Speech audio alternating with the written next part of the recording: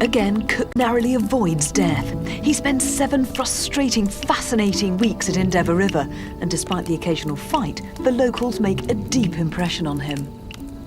They may appear to be the most wretched people on Earth, but in reality, they're far more happier than we Europeans.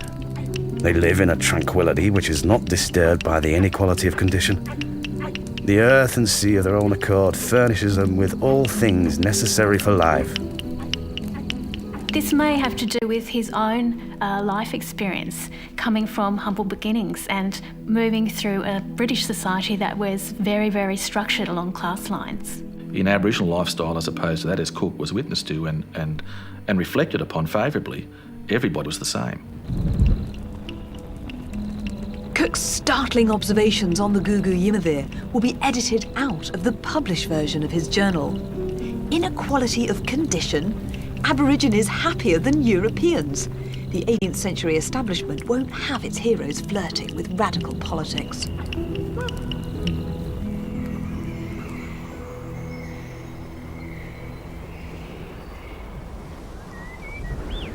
At last, on August the 4th, 1770, Cook says goodbye to these intriguing people.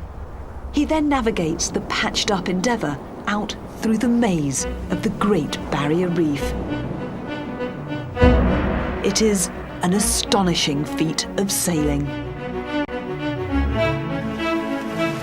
18 days later, Cook lands once more and now performs one of the most controversial acts of the whole voyage.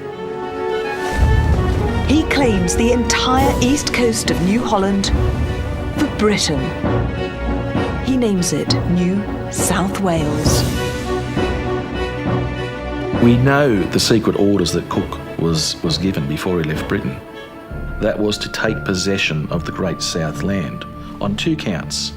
One, that it was uninhabited, and which he'd sailed up the east coast and clearly it was not uninhabited. Or secondly, he was to open up dialogue with the native people and gain their consent, again, which he did not do.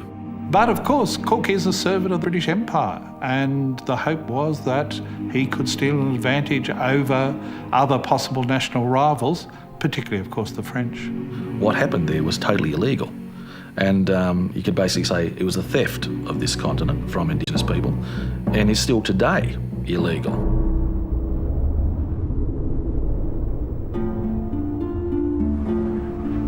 23rd of August 1770, Cook sails north into open water and back onto the map.